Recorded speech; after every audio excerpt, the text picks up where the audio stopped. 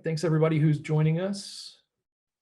Our list of participants is growing quickly. Please bear with us for a few minutes while we give everybody a chance to jump into the webinar. Just getting a few things set up, a couple housekeeping items. I'll mention this in a later slide as more people have joined us, but please feel free, and I encourage you to use the Q&A section of the Zoom user interface for any questions that you may have throughout our time together today. For those who have joined me specifically for webinars over the last few months, I've been pretty heavy on the PowerPoint. Today, we're going to be really light on the PowerPoint and do more live demonstration. Also means it'll probably be a little bit of a shorter webinar because the tool's great, it works easily, and we should be able to get through everything fairly quickly and smoothly too. So again, bear with us for just a minute or two, and we will get things rolling once our participant list kind of levels out. I'm going to go ahead and pull up on my second screen the Q&A in the chat windows. Just again, I encourage you to lean on the Q&A window. I have that a little bit more prominent, a little bit easier for me to glance and see any questions you may have compared to the chat window. Please feel free to use that throughout our time together today. Thanks for joining us.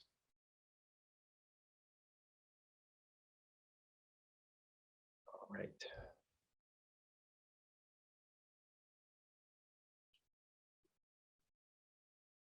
Looks like our participant list has leveled out. We're a couple minutes past the top of the hour, so we'll go ahead and get started. My name is Brian Tanner. June 1st, 2021, you're joining me today for a webinar on becoming a Civil 3D wizard using the CTC tools Data Wizard within the SIM project suite. Thanks for joining us today. I appreciate your spending some of your day with me and learning a little bit more about these tools. For those who haven't joined a webinar with me recently, just a couple quick points about myself. I'm a senior civil technical specialist based out of Mishawaka, Indiana, just a stone's throw away from the University of Notre Dame. I'm a Civil 3D certified professional and Autodesk certified instructor with 15 years of practical project experience in a variety of subdisciplines within the civil engineering field. I've done some field survey, done some plat work, some site design, as well as transportation, municipal, and utility work. We bring that level of knowledge and the collective 200 plus years of on-the-job experience from our civil services team to bring you training services, implementation services, CAD management, and production services to meet all of your organization's needs. And that includes working with our partners and the products that we are able to bring to you and allow you to do your job better. We're going to talk about one of those today, as well as some of the just natural out-of-the-box workflows that we otherwise would have to utilize inside of Civil 3D to accomplish some of the tasks that we are going to talk about. If you have any questions today during the webinar, please feel free to use the Q&A feature in Zoom. Just want to reinforce that. I will have the chat window open as well. It's just a little bit easier for me to glance and incorporate any questions from the question and answer dialogue. That said, at the end of the webinar today, as with, I believe, all of our webinars, there will be a short poll or a short questionnaire just to get your feedback on what you thought about the topics that we covered and the quality of the content that we're delivering to you through these free opportunities to learn more about ATG, about Autodesk products, Civil 3D specifically today, and some of the third-party software that we work with and like to show off in these webinars as well. All right, today we're going to talk about Data Wizard. Data Wizard is one of the tools within the CTC SIM project suite. For those who are new to this concept and those who just need to be reintroduced, the SIM project suite is partnered with on CTC tools. It is part of a larger suite of tools that includes earthwork processor and pipe designer and some corridor tools that just make your life a whole lot easier and amp up your production within the Civil 3D platform. Specifically though, with the Data Wizard tools, they create project-specific legends. It reads the database information from Civil 3D and creates a basic AutoCAD table that replicates and provides the kind of content that we need to include inside of a legend, or inside of a QTO table, or inside of a keynote table. And it does that really by taking advantage of what a DWG file is. Regardless of what drawing file you're in, regardless of what kind of project you're in, a DWG file is a database. And the Data Wizard tools take advantage of the rich data that's available inside of that structured database of the DWG file, and allows us to query it, read it into, and develop an intelligent table that replicates what we want to see on a set of plans, or as a part of a report. Object types that you can include inside of a legend or inside of a table created by the Data Wizard tools are blocks, Kogo points, multi-leaders, hatches, just regular old AutoCAD lines, 2D and 3D polylines, survey figures, feature lines, parcel segments, and even alignments. That's a lot of data that can be included in a legend or inside of a QTO table. That said, I promised you this was going to be light on the PowerPoint today compared to some of my past webinars. So we're going to get right into a demonstration of these tools. Bear with me while I switch applications that are prominent on my screen. Maybe. There we go. All right. So first and foremost, how are we going to do some of these things out of the box? There are a variety of options that we have available to us. Some of them are bare bones basics, right? There are some very simple things that we can do that aren't really intelligent, that require some manual effort on our part, and at the most basic level, at least some sort of copy and paste methodology. So if we needed to create a legend of what's on this sheet, we have some signs, we have some inlets, we have some trees, and at least we have some consistency in the type of data and symbology that it's used. Different size trees, that's fine. We probably only are going to have one legend item for that tree, regardless of its size. But nevertheless, we have a couple options out of the box for how we would create a legend for these items. And one of those would be just to insert those blocks and use those blocks as just regular old blocks inserted into paper space with regular old text or in-text adjacent to those blocks. And we would develop a description. It's a deciduous tree. And then maybe we enter down a couple times for the next icon, which might be an inlet once we insert that kind of a symbol. Enter down a couple times, and then we have maybe a street sign or a stop sign or something along those lines. And we would just go about our drawing in this fashion with some really basic, very rudimentary AutoCAD objects. And we would probably take our time to place things very uniformly in such a legend, but nevertheless manually, right? So we may align based off of midpoints. We may make our best effort to keep this organized, but it's a manual effort to kind of screen and see what happens to be in your particular drawing. Because my experience, and likely yours, is that the objects that exist in your drawing are what you want to show in a legend. And that legend may change from one sheet to another, because what you show from one sheet to another may not be the same. You may have one inlet type, maybe a curb inlet on one sheet and a beehive inlet on your next sheet. And you wouldn't show both items on both sheets because they don't appear on both sheets. That is where this QTO, or sorry, the not necessarily the QTO function, but the legend aspect of using Data Wizard really comes to play. Already have a question in the Q&A and I want to address it right away. Are these objects in this drawing or coming from an X reference? And in this particular drawing, these are objects in the current drawing. That said, whenever we use these kinds of tools manually or using the data wizard functionality that we'll talk about in a little bit, as long as we have the block available in our current drawing, we can use the out-of-the-box tools. We can just insert that block into a regular old paper space layout with in-text objects organized in such a way that it replicates what we want a legend to look like, right?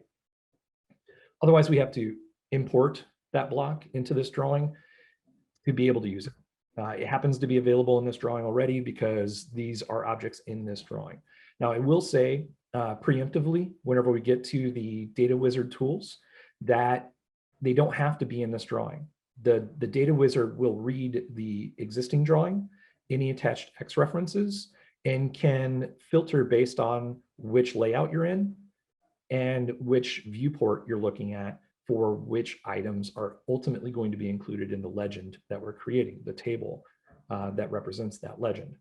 And speaking of tables, so I hope the attendee who asked that question, I answered completely. Please supplement with another entry into the Q&A if you want more clarity on it. But using the out-of-the-box tools, we have to have that block available in this drawing. If the information is coming through an X reference, we still have to get that block in this drawing to create even the most basic of legends in this sheet.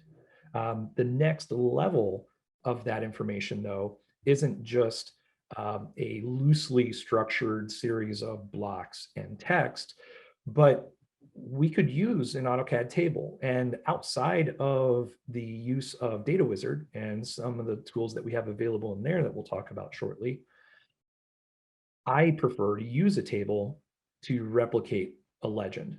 So I would go about the annotate tab or however you want to start it from the command line for creating a table and limit it to most likely just 2 columns and several rows of data. Pick your poison on how you structure that. And I could place that table in my drawing, call it a legend, style that title however I want to, justify it left, center, whatever the case may be. Call it, again, a deciduous tree. Maybe drop down 2 rows if you want to handle your spacing based on the table rows themselves. Again, that all comes down to the personal preference, right?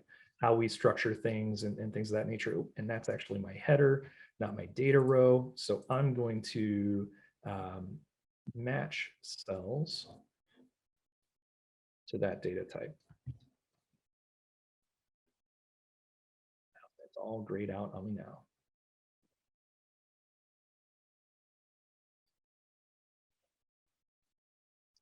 I need to work on my table skills. Been a while since I've played around with that, but ultimately, if I do a middle left and I structure all my text heights the same and my cell height the same, I'm ultimately going to get the look and feel of a legend that I want to achieve. Street sign would be like that next example. And we're not limited to just those blocks, right? If I was creating a complete legend, we're not just talking about symbols. Sometimes we're talking about patterns. We're talking about line types and things of that nature.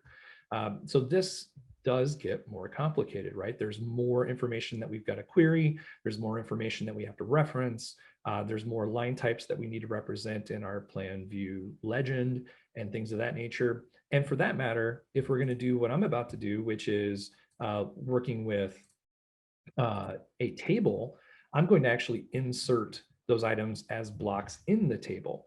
And that means if I'm representing a line type, let's say a water main or a gas main or anything along those lines, maybe if it's just dual parallel dashed lines for an existing storm drain, whatever the case may be, those line types need to be converted, or those dual parallel lines need to be converted into a block that I can uniformly insert into my legend. So I could right click, insert a block into my legend table. I can choose the appropriate block type. And we've got a few different ones in here. We've got some deciduous trees. It's going to be the wrong block because I didn't look to see which one was the appropriate one initially. So I'm just going to use that tree 6. and recognize that it's not the same block as we actually have represented in the current drawing. We generally are not going to want to auto fit those blocks because it's going to make really, really, really tiny symbols or really, really large symbols that don't reflect what we have on our plans. We likely want to just apply whatever an appropriate scale is to that block, and it will adjust the row and the size of the table cell to fit accordingly. And again, I can structure the alignment and overall justification of that block in here as necessary. So I could go along, insert my additional blocks, insert my additional information on a 1-by-1 basis, right? That was probably that deciduous tree up from up above. Now that I'm looking at it a little bit more closely, and sure enough, I've lost my inlet. Things would be much easier if I just selected my block, looked at my properties really quick, and it's a catch basin, not an inlet. That's where I got things wrong. That may be where your users get it wrong. They make the incorrect assumption about what that object is, what it represents, and how they should be labeling it inside the drawing. I'll go ahead and delete that block, insert the appropriate deciduous tree. Got my alignment wrong. A lot of adjustments. I like the structure of a table.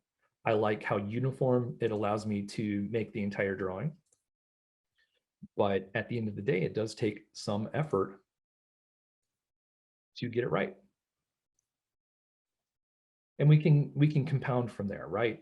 I don't want to take up all of our time today to build out a massive legend manually when we have some quicker ways to address it.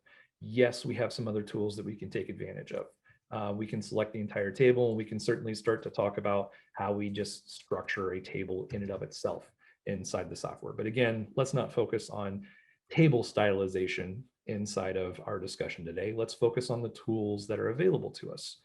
So we can either create a manual legend with blocks inserted into paper space with mim text, or we can create a table that basically replicates the same information, but is structured in such a way that it's easy to replicate. It's easy to keep everything in alignment with each other.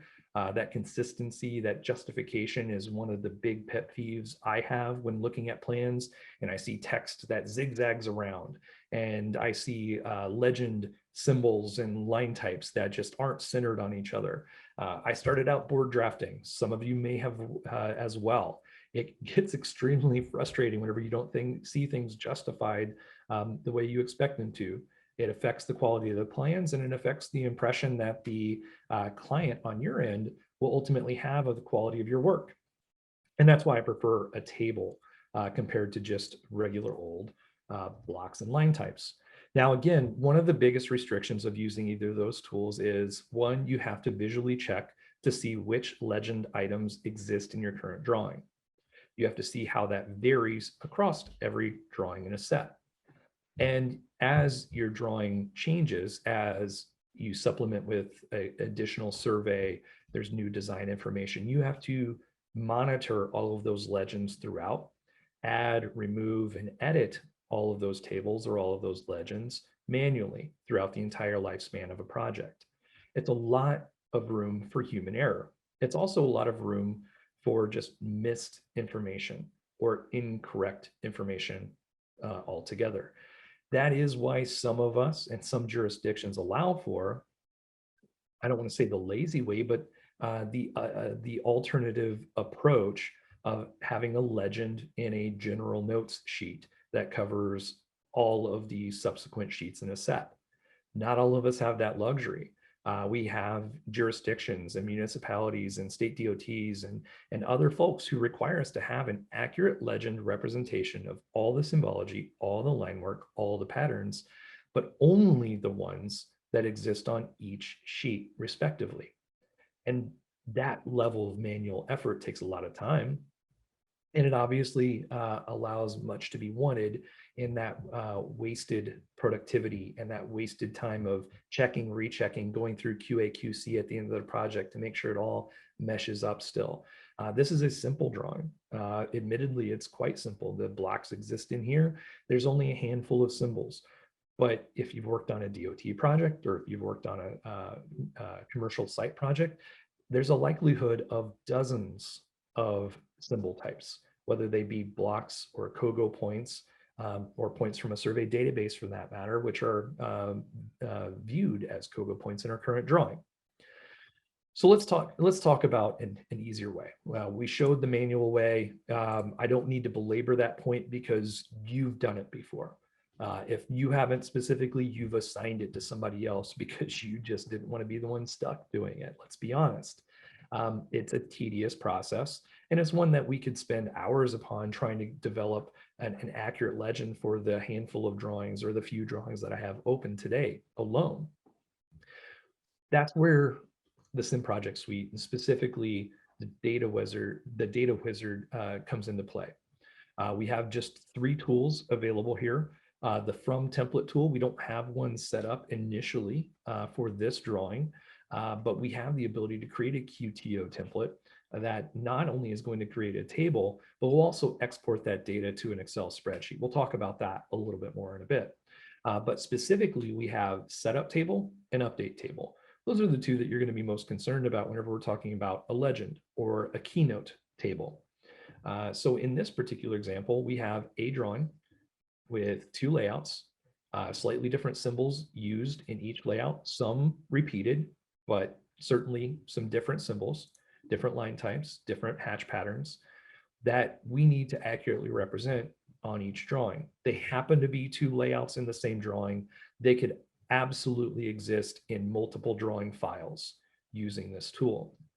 And that'll be quite obvious here in just a moment. So I will start by setting up a table. Data Wizard will load. If you've looked at the CTC tools before, you'll be quite familiar with what these dialog boxes look like and how you would interact with them compared to Survey Sweeper or AutoGrader or the sheet generator. Very similar layout to those. We have our options, we have our help, our support videos and things of that nature. We can load a template so to where we develop something that we like. It's styled the way we want it to be. It's using the correct font, the correct table style, the correct outline, and cell styles, and all of that good stuff. And we can save that out, use that as a reference for any future table that we create. So we have not only a dynamically created table for our legend, but we also have a correctly styled table for it. I want to use my current drawing. I can limit the table to just my current layout. If an object is cut off by the viewport, I can include that partially visible object too. I know we all like to structure things to where they slice evenly, but sometimes we have to end at an exact station value for a roadway project, or we're tiling things out on a perfect grid. Some symbols, some line types are just going to get cut off at the border. And we have that option to include those types of objects on our legend on this current sheet. So we're looking at our current layout because I only want to have a legend that is specific to this layout. If I left this unchecked, it would give me a legend that included all of the blocks, all of the line types that existed on every layout in this current drawing. So I'm going to limit it to my site plan 1 layout. It's my current drawing. I can include external references, so it will read those reference files for any additional information. And I can include additional drawings as well. But once I have that all saved, I can set it up as a template, but I'll go to next. I'll choose what types of objects I want to actually include as part of my legend. Just because I want a legend to be created, just because I want a table to be formed that represents it, doesn't mean that everything needs to be a part of that legend.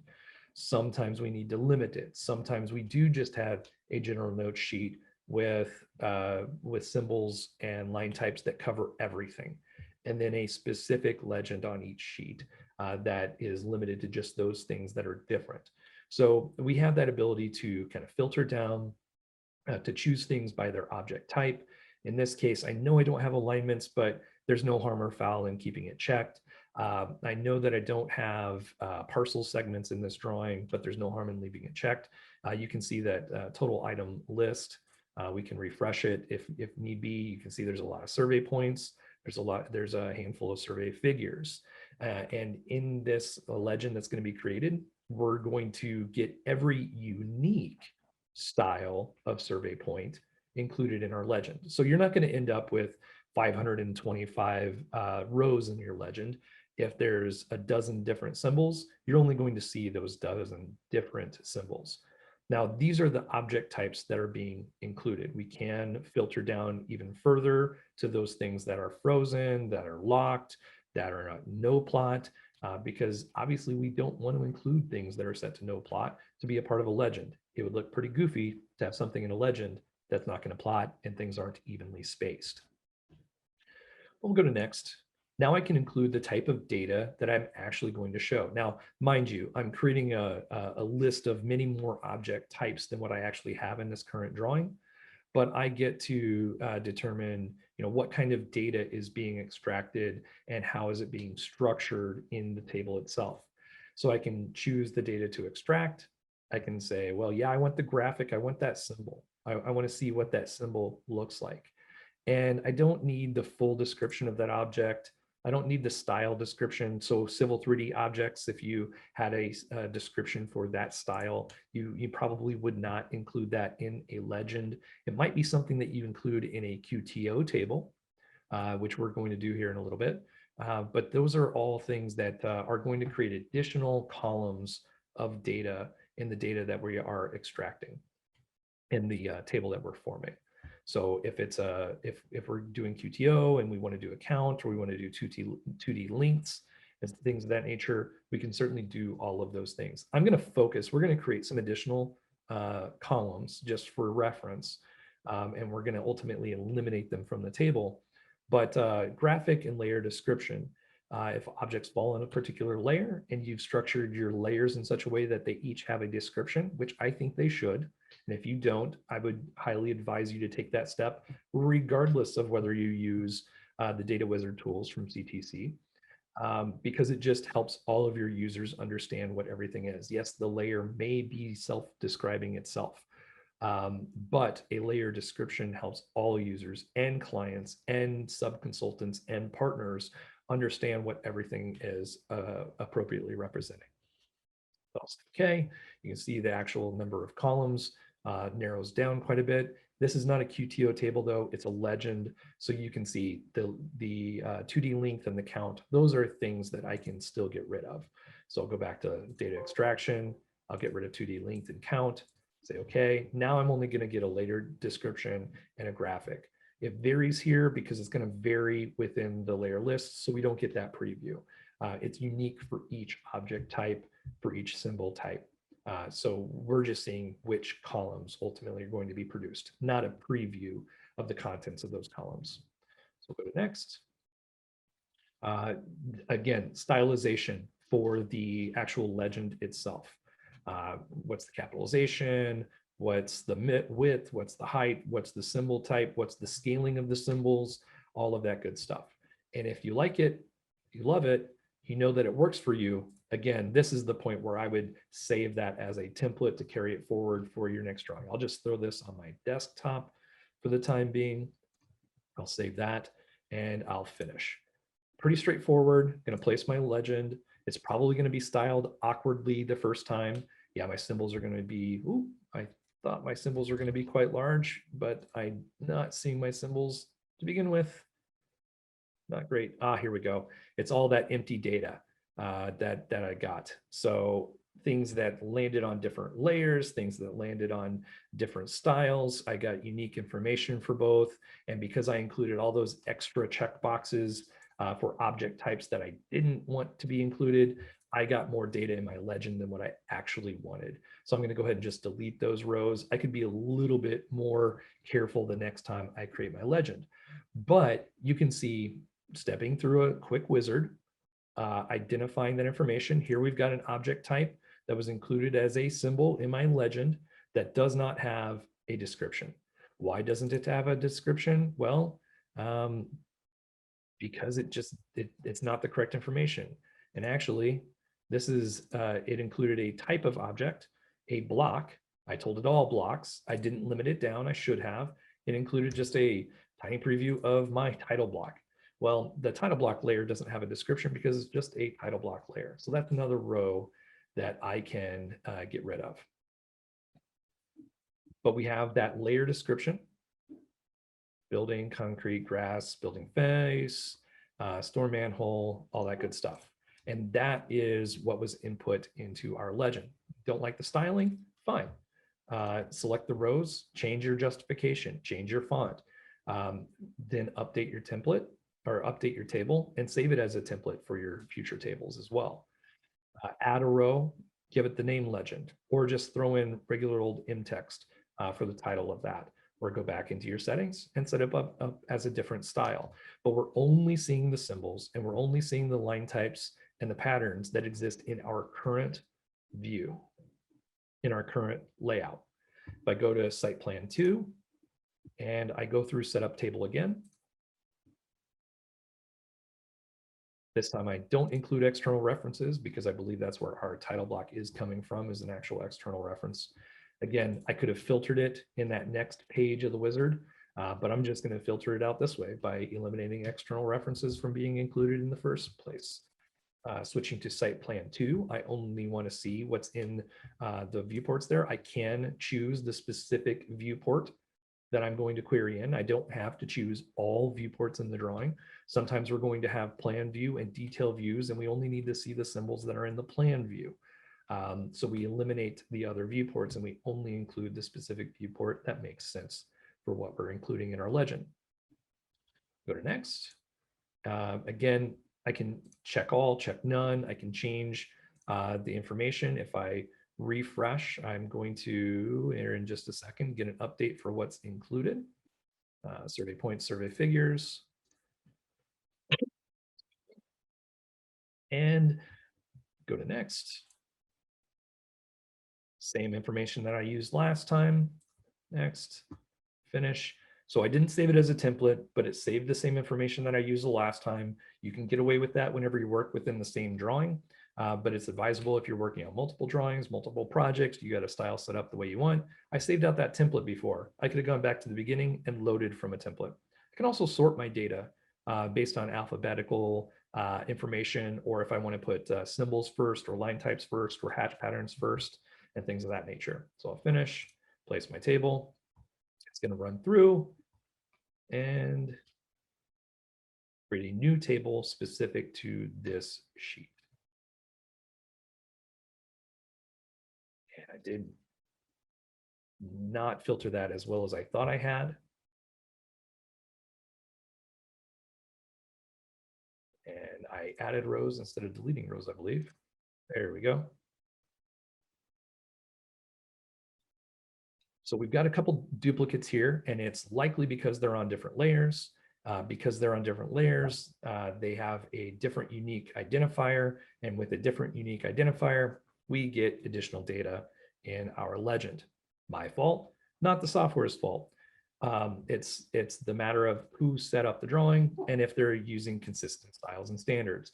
Nevertheless, what I created here in this legend, obviously unique to this layout, compared to this legend, obviously unique to this layout, was able to be produced accurately and reflect the contents of that layout in a matter of 30 seconds, compared to what may have otherwise taken 20 to 30 minutes of reviewing, double checking, and formatting all of the table information. Let's jump over to a slightly different example. Data Wizard with respect to keynotes and things of that nature. You may have construction notes with particular information. We have keynotes that represent different types of callouts and things of that nature that tend to supplement those general notes or those construction notes. And each of those keynotes obviously has an identifier for what that object is. If I go to properties, you're going to see that there's specific information that's relevant to it. And that is really what we're taking advantage of here, what it's pointing to and what is relevant for that keynote. So if I go Back to my sim project suite, set up a table for my keynote legend. I'm going to query slightly different information this time. Current drawing, current layout. We'll go ahead all viewports for that matter. There's only one in this drawing, so it's kind of irrelevant, but in either case, go to next. Those keynotes were multi-leaders.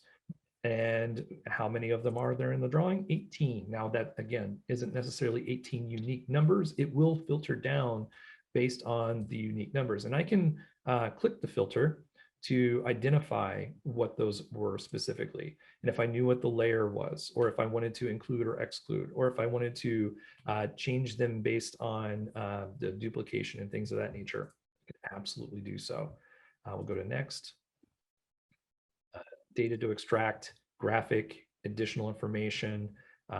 That's going to be that added data that's included in those legends. I could have split it out if I had different keynotes for different layers and an appropriate layer description like we had previously used. That's fine too. But we're going to use the additional data or the extended data of those leaders to handle this one. And this time I think I'm likely going to need to rescale the graphics for this.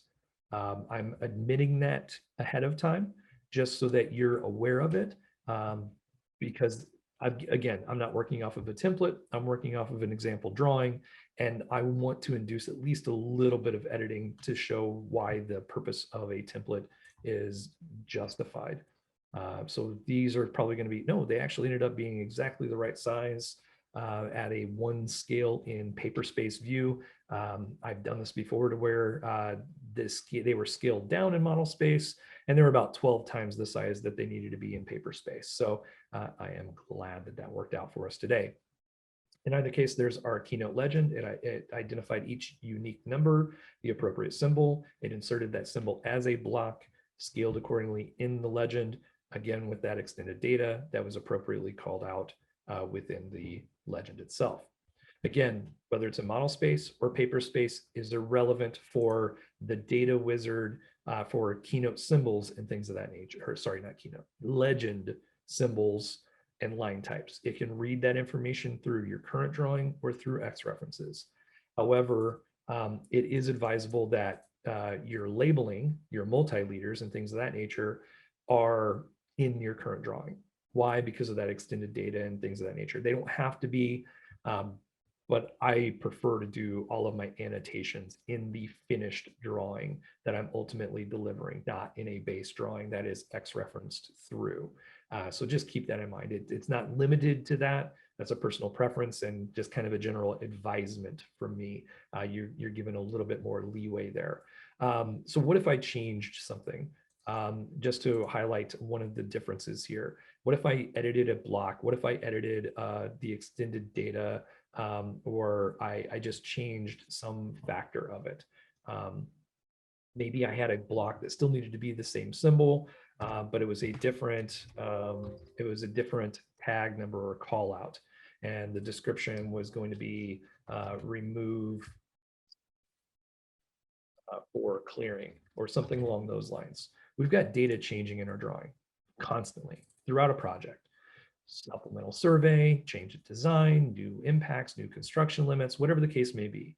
Well, I have new data, I have a new legend, I have a new note that's represented by that keynote. I can go back to my sim project suite and I can update the table. Just select the table, choose that update option, choose whether it's the table that was selected or pick a different one if you had the wrong one selected inadvertently the first time.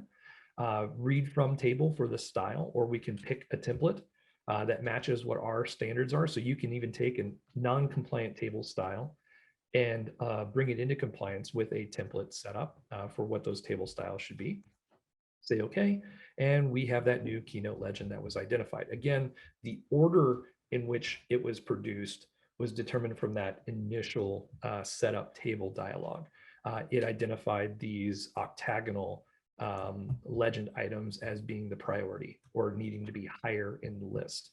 So that's just another one of those radio buttons, another one of the ellipsis dialogues that would open up that allows you to change the default order of how these symbols are located. I could have done it by numeric value of the tag, and it would have added 22 at the end of the list. But the important factor is a change to an item that is included in your keynote legend or your symbol legend will get added by simply selecting the table, updating, and confirming those settings. So fairly dynamic, and it includes any changes throughout the lifetime of a project.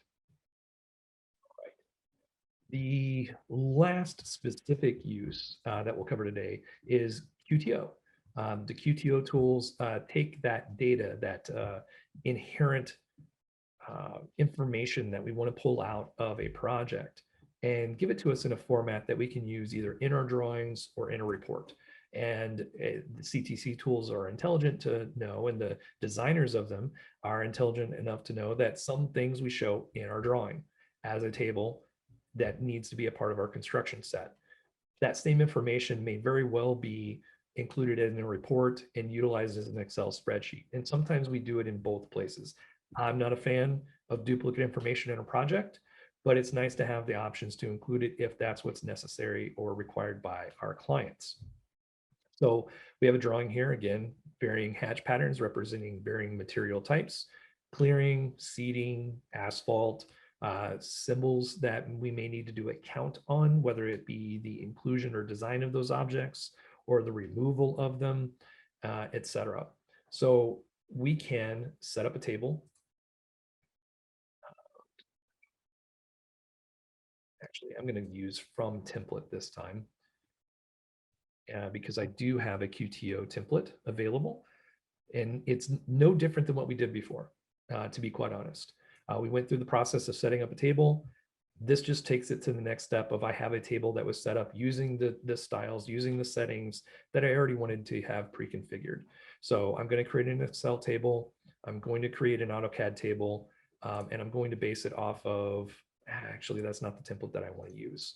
So I'll just start over because there's no sense in pulling any smoke and mirrors on you. We'll do a table setup. Current drawing. Again, if anything was X referenced, I could include the X reference and it would read the database of that X reference to include those symbols, those counts, those areas. We'll go to next. And I'm not limiting to any layout, so it's just going to include everything that's in my model space as well. I've got blocks in this drawing. I've got feature lines. I've got hatches that represent material types. If I refresh, we're going to see that active view of what's in our database in the current drawing and what's ultimately going to be included in the table that's produced, the AutoCAD table, but also the Excel spreadsheet table. Go to next. Again, I could at any point in time filter based on layer, based on description, based on style type. I can produce a QTO table that does not include everything. Go next. Again, I can decide what is actually included in the table itself, in the drawing and in the Excel spreadsheet. So we're repeating the same process. We're just including different levels of information, whether it's a legend that just includes the symbols and the layer description, whether it's a keynote table that includes the actual keynote symbol and associated tag number, as well as the description of that item, or whether it's a QTO and it takes it a step further and includes those links and those counts of those number of objects. You're using the filtering of additional data or less data to include what the purpose of this table actually serves. And it would be advisable that you have maybe 3 templates set up, one for keynotes, one for symbols, one for QTO, and you could bring those in with default settings for use in all your projects so that you and all of your users can consistently reproduce correctly styled and correct inclusion of data into those tables. I'll say okay, go to next. And again, I'm just going to accept the defaults for styles and text sizes and cell widths and heights and things of that nature. That all comes down to personal preference. Go to finish. And I'll overwrite the previous one that I had created. I've run this demo before in a more private setting. It automatically opened up Excel. We've got that appropriate information for the count of relevant information, where it's the quantity of items or units of items rather. the 2D length for our concrete curb and gutter for those quantities, and then anything that incorporated an area. Now, arguably the concrete curb and gutter, I don't care about the area of. I could ignore that. I could delete it from my table. It's really up to me for how I want to take this data and actually functionally use it either in the Excel spreadsheet or back in AutoCAD and in Civil 3D. And again, I'm not limited to AutoCAD objects. I was querying survey figures. I was querying feature lines. I was querying Togo points and things of that nature as well. Alignments were one of those other feature types that we could utilize. So there's a lot of really good data that we can extract, whether it be regular old AutoCAD data or intelligent Civil 3D objects as well. So there's our Excel spreadsheet. I'll go ahead and minimize that. You can see that it inserted an AutoCAD table as well. So if this is something that you needed to include inside of your project as a report inside the construction document, we absolutely could. We could restyle and restructure it. We could change and eliminate whatever data we wanted to. And if we ended up with more items, if something got copied either in our current drawing or again, the base X reference, we would just update that table. So if I removed a deciduous tree and I'm looking at, those must have been coniferous trees. And I need to rerun this table. Well, I just deleted it. Previously there were 17. If I update my table, let the tool load, we've got a different number of, I actually changed the structure of it. It was a standard tree. It was a tree and it restructured the list. So I was looking at the wrong location and the wrong symbol type. If I take a couple steps back, again, keeping everything nice and real, there we go. Those were our shrubs. There were our coniferous trees. I was in fact looking at the wrong place for the wrong item. Our table updated exactly as it should have. Okay. That said, we've covered out-of-the-box tools for creating and inserting blocks manually, taking the time to structure and line those up, the associated text that must go along with all those objects, lining everything up horizontally and vertically, and removing it and updating it and getting all your spacing and justification correct. Or using a table to also manually create that information and manage and maintain what kind of objects are actually shown on each sheet, but then subsequently editing through at least the justification of those a little bit more easily with just a manually created table. Or we could take it to the next level and utilize tools like our data wizard from the Sim Project Suite and maximize our time and effort. It's one of those things that I don't like to sell people on things that they would never use. And I'm not here to sell you on anything, quite frankly, but just explore the options that we have available in the software or with a third-party tool. But this is one of those tools that if I had used for years and years and years before I did discover it, I could have saved untold hours, weeks, months of time accumulative over my career, probably the first 12 years of the career before I had discovered the tool, and really taken advantage of this and maximize my time on a project to spend more time on value engineering and making sure that my plot set was published correctly, rather than ensuring that the data was correctly represented within my legends. The hours wasted there could be reinvested elsewhere to create a better design, produce better communication, and a cleaner set of drawings to the client. I could have spent more time arranging my leaders, arranging my Civil 3D labels and things of that nature, and cleaning things up just to improve the deliverable by saving the time on producing my legends and going through a QA/QC process with multiple eyes on the drawing, specifically just for the legends themselves and the keynotes and the QTO tables. That said, that really wraps up the demonstration. I'm going to keep this open for a moment. Encourage everybody that may have a question to chime in, use that QA section of our Zoom interface. While you chime in with those, I'm going to keep this up and in the background. I'm going to switch over to my presentation really quick again and just mention for anybody who's interested, who hasn't tuned in the past, that we have webinars much like this available on at least a weekly basis for our civil team here at ATG.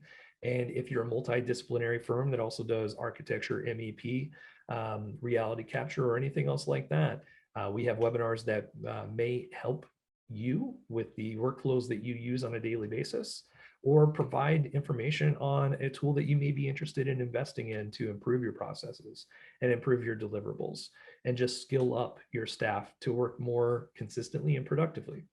Again, those are multiple times a week, but our civil team produces at least one a week. Stay in the loop on those by following ATG on LinkedIn, or just check out our YouTube channel and subscribe to it. And you'll get access to these videos. This one is recorded and will be available within the next few business days on our YouTube channel. Share it with your colleagues. Share it with one of your people in your team to at least evaluate the tools that are available to you in this particular case. And in future webinars, specific workflows that you don't need a third-party plugin or a supplementary software for. I'm a big fan of CTC tools. I'm a big proponent of the Sim project suite just because of the time savings and the consistency in which we can produce our drawings. But not all of our webinars are about that tool set. So I encourage you to stay tuned to those. And with that said, I have yet to see any additional questions come through. So I just want to thank you all for your time, your attention, and participation today. I look forward to seeing you again at a future webinar, and feel free to reach out. You can connect with me on LinkedIn as well as ATG, and I look forward to talking with you and potentially seeing you again on a future webinar. Take care, everybody, and we'll see you soon.